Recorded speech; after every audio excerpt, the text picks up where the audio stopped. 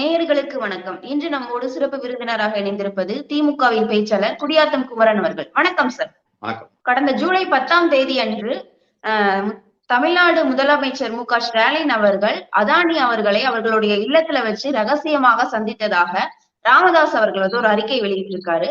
அது சம்பந்தமா மு.க.ஸ்டாலின் அவர்களிடம் பத்திரிகையாளர்கள் எழுப்பிய கேள்விக்கு அவர் சொல்லியிருக்காரு, அவருக்கு வேறு வேலை இல்லை, அவர் கூறிய கருத்துக்கெல்லாம் நான் பதில் சொல்ல வேண்டிய அவசியம் இல்லை அப்படின்னு சொல்லியிருக்காரு. இதை எப்படி பாக்குறீங்க? கரெக்டா சொல்லியிருக்காரு தலைவர். அவர் தினம் யாருன்னா ஒருத்தர் டைப் பண்ணி கொடுத்துட்றாங்க. அவருக்கு அவர் சும்மாக்குறாரு, வீட்டுல அவருக்கு எதுவும் வேலை இல்லை, டைப் பண்ணி கொடுத்துட்றாங்க. ஒரு 10 பத்திரிகையாளர் வந்துடுறாங்க. வந்துட்டு அதை படிக்கிறாரு. அவரு தினம் ஒரு கேள்வி கேட்டுனேங்கிறாரு. தினம்லாம் அவருக்கு பதில் சொல்லணும்னு அவசியம் கிடையாது. அவர் ஒரு முதலமைச்சர். அவருக்கு 1008 வேலை இருக்குது. அவர் முதலமைச்சர். இன்னொன்னு, ஏதாவது நியாயமா கேட்டாங்கன்னா பதில் சொல்ல அப்பனும் புள்ளி 2 பேரும் கிறுக்குத்தனமான கேள்விதான் கேட்கறாங்க. ஏதோ நியாயமா கேட்டாங்கன்னா பதில் சொல்லலாம். அப்பனும் புள்ளியும் கிறுக்குத்தனமா தான் கேள்வி கேட்கறாங்க. அவங்க எது இருந்தாலும் பொட்டி வாங்கிதான். எதிர்கட்சிக்காரன் பிஜேபி இல்ல ஏடிஎம்கே காரு யாருன்னா அதுக்கு காசு கொடுப்பாங்க அவங்களுக்கு. இப்போ ஒரு கட்சிக்கு ஒரு எலெக்ஷனுக்கும் ஒரு கட்சி கூட்டணி. இப்ப எம்எல்ஏ எலெக்ஷன் ஏதோ விஜய் கிட்ட போற மாதிரி பேசிடுறாங்க. விஜய் கிட்டும் பேரம் பேசினுக்கிறாங்க, இங்கேயும் பேரம் பேசுறாங்க. ஏடிஎம் கிட்ட எங்க பேரம் செட்டாத அவங்க போவாங்க. அவங்க யாருன்னா சொல்லியிருப்பாங்க. அதுக்கு தலைவர் சொன்னது கரெக்டான பதில். அவர் தினம் கேள்வி கேட்டிருந்தானே, அவர் வேற வேலை இல்லை தலைவருக்கு. அவர்களெல்லாம் ராமதாஸ்க்கு எல்லாம் பதில் சொல்லணுன்ற அவசியம் கிடையாது. அவருக்கு ஒன்றும் பெரிய மரியாதை எல்லாம் தமிழ்நாடு அரசுல கிடையாது. அவருக்கு மூத்த அரசியல் தலைவரை பார்த்து முதல்வரா இருக்கக்கூடியவர் இப்படி கூறியது மூத்த தலைவர் மாதிரி நடந்துக்கணும் மேடம். எல்கேஜி பாய் மாதிரி நடந்து கூடாது மேடம். மூத்த தலைவர்னா மூத்த தலைவர் மாதிரி நடந்துக்கணும். எல்கேஜி பாய் மாதிரி பாலிடிக்ஸ் எல்லாம் நடந்து கூடாது. அவங்களுக்கு எல்லாம் வயசு 86 வயசு ஆகுது, ரைட்டு, ஓகே. 86 வயசு தானே 86 வயசு ஆகிற மாதிரி பேசணும். அவருக்கு இதுக்கு முன்னால ஒரு பேசினார், ஞாபகம் உங்களுக்கு? உன்னை பார்க்கறது நான் அவமானமா கருதுறேன்னார் ஒரு முதலமைச்சரை. உன்னை பார்க்கறது நான் அவமானமா கருதுறேன். உனக்கு என்ன எங்க வேலை தமிழ்நாடு கேட்கிறாரு. லூசு தானே அந்த ஆளு. மக்கள் ஓட்டு போட்டு திமுக ஆட்சி ஃபுல் மெஜாரிட்டில இதோ ஒரு முதலமைச்சர் இருக்காரு. அவரை பார்த்து உனக்கு என்ன எங்க வேலை, உன்னை பார்க்கறது நான் அவமானமா கருதுறேன்னு சொல்லிட்டு விக்கிரவாண்டி இடைத்தேர்தல் நேரத்தில் சொன்னார் ராமதாஸ். ஒரு 10,000 பேர் கூட இல்ல தமிழ்நாட்டுல அவங்க முதலமைச்சரா இருக்கிறாங்க. நம்மளால வர முடியலன்னா இதை எப்படி எடுத்துக்கிறது? இது அப்போ ஜாதி பேசுறாரா? இவர் சமூக நீதி தலைவரா? இவரு 10,000 பேர் கூட இல்லைன்னா அப்போ கம்யூனிட்டி சொல்றாரு மேடம். தலைவர் கம்யூனிட்டி சொல்றாரு. அவங்க முதலமைச்சரா வராங்களே, நம்மளால வர முடியலையேன்னு. மக்கள் பின்னால வரல. அவங்க லூஸ்தனமா பேசுறாங்க மேடம். அப்பனும் புள்ளியும் அவங்க மென்டல் ஆயிட்டாங்க. ஏன்னா அவங்க தொடர்ந்து தோல்வி. எம்எல்ஏ எலெக்ஷன்ல மரணடி, எம்பி எலெக்ஷன்ல ஒண்ணுமே சுத்தமா வாஷ் அவுட்டு. இதுக்கு முன்னால் நடந்த உள்ளாட்சி எலெக்ஷன்லயும் ஃபுல் வாஷ் அவுட்டு. தோல்வி தோல்வி தோல்வி. இவங்க பாட்டாளி மக்கள் கட்சி யாரோட கூட்டணி போறாங்களோ இவங்க அந்த கூட்டணிக்கு உள்ள போனாங்கன்னா ஆம நுழைஞ்ச வீடும் அமீன நுழைஞ்ச வீடும் உருப்படாதுன்னுவாங்க. அந்த மாதிரி ராமதாசும் அன்புமணி எந்த கட்சி கூட்டணி போறாங்களோ அந்த கூட்டணி காலி. அதனால விரக்தியில இருக்கணும்னு பேசுவார். அது முதலமைச்சர் அவ்வளவு முதலமைச்சர் சொன்ன பதில் ஷார்ட் அண்ட் ஸ்வீட், கரெக்டான பதில் தான் அது. நீ இஷ்டத்துக்கு எதனா ஒரு கேள்வி கேட்டுனே இருப்ப. உனக்கெல்லாம் பதில் சொல்லணுன்ற அவசியம் முதலமைச்சர் கிடையாது. சம்பந்தப்பட்ட அமைச்சர் பேசுவார். நான் கேட்கிறேன், உனக்கு என்ன? யாருன்னா வர அவங்க வீட்டுக்கு போறாங்க, உனக்கு என்ன? அது சம்பந்தப்பட்ட அமைச்சர் அதை பதில் சொல்லுவாரு. முதலமைச்சரே அப்படி பேசும்போது சம்பந்தப்பட்ட அமைச்சர் அதை பதில் சொல்லுங்க. இப்ப உங்க வீட்டுக்கு யாரோ அப்பனும் புள்ளி பொட்டி இப்ப எல்லா கட்சிக்கிட்ட நாங்க உங்ககிட்ட கூட்டணி வரோம்னு எல்லாம் இப்ப பொட்டி குத்துனாங்களே, பொட்டி வாங்கினாங்க. அவனை கேட்டோமா யாராட்ட நீங்க பொட்டி வாங்கினீங்கன்னு சொல்லிட்டுன்னு. அதனால கேட்கிற கேள்வி கேட்கலாம். ஒரு கட்சி எதிர்கட்சி என்னும் போது ஒரு முதலமைச்சரை கேள்வி கேட்கலாம், சந்தேகம் கேட்கலாம். கேட்கறது நியாயமா இருக்கணும். இந்த மாதிரி சில்லறத்தனமா இருக்கக்கூடாது. சில்லற பசங்க கேட்கிற கேள்வி மாதிரிலாம் கேட்கக்கூடாது. அதுக்கெல்லாம் பதில் சொல்லணுன்ற அவசியம் இல்லை மேடம். ஏன்னா அவர் முதல்வர் அவர்கள் ஆணவத்துடன் பேசுறாங்க அப்படின்னு சொல்லியிருக்காங்க. எதிர்கட்சிக்கு நாங்க கேள்வி எழுப்ப வேண்டியது எங்களுடைய உரிமை, அதற்கு பதில் சொல்ல வேண்டியது உங்களுடைய கடமைன்னு சொல்லியிருக்காரு சார். ஆணவத்தோட யார் மேடம் பேசுறது? ஆணவம்னா என்னன்னு முதலமைச்சர் தலைவர் தளபதிக்கு தெரியாதுங்க. ஆணவத்தோட பேசுறது நீ. அன்னைக்கு நீ பேசுனிய மேடையில, உன்னை பாக்குறதுக்கு எனக்கு அவமானமா இருக்குது, உன்னை நான் பார்க்கணுமா, 10.5 நான் உன்னை கேட்கணுமா, இது எங்க நாடு, இது எங்க மண்ணு, எங்க பூமி, உனக்கு என்ன எங்க வேலைன்னு முதலமைச்சரை பேசுறது. அப்புறமா அவரை குறித்து ஒருமையில பேசுறது.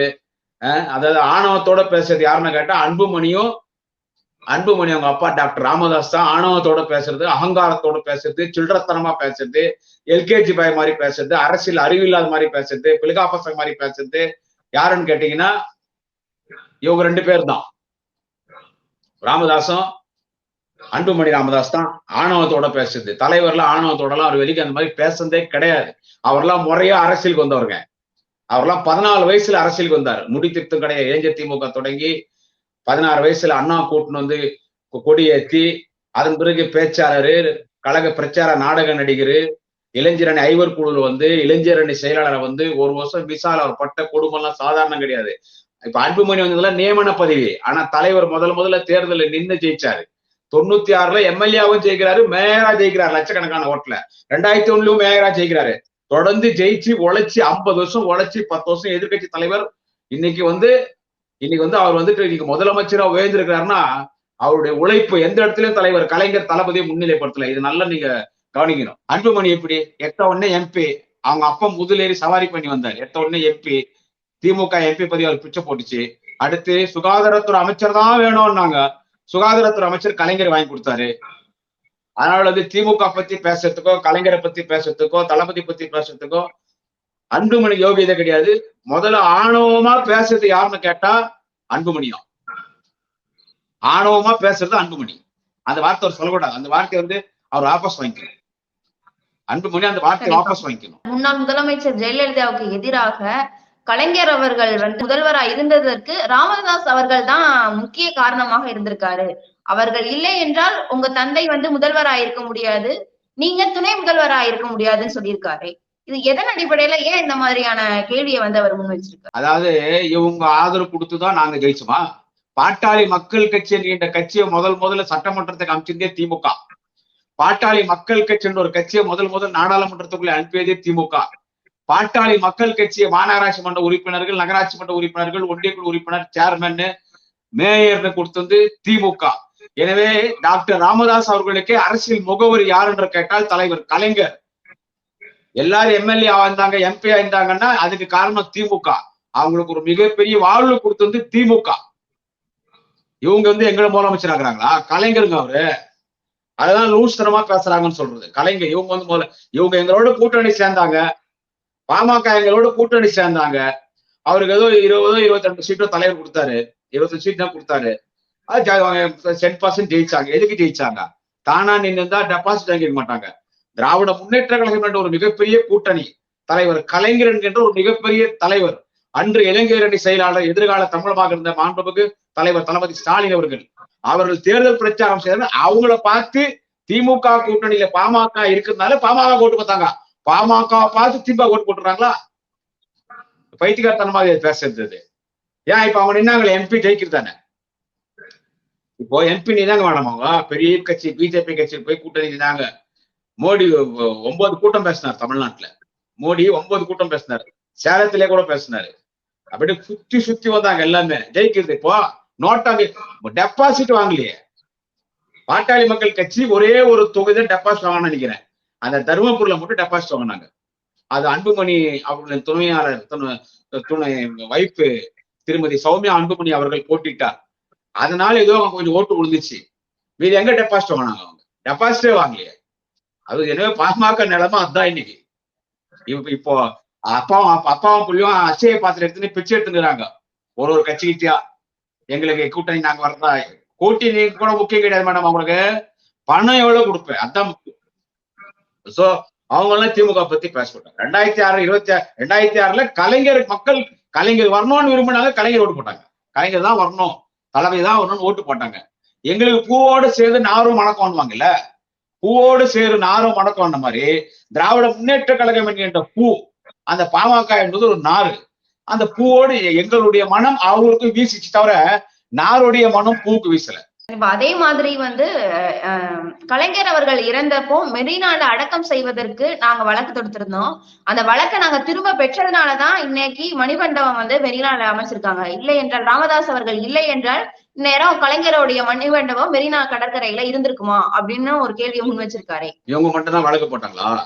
நிறைய பேர் வழக்கு போட்டாங்க. சமூக ஆர்வலர்கள் நீதிமன்றத்துல சமூக ஆர்வலர்கள் இருக்காங்க பாருங்க. அவங்க எந்த பார்ட்டி டிபெண்ட் ஆக மாட்டாங்க. ஒரு சிலர் போடுற வழக்கெல்லாம் பொதுநல வழக்கு கரெக்டா போடுவாங்க.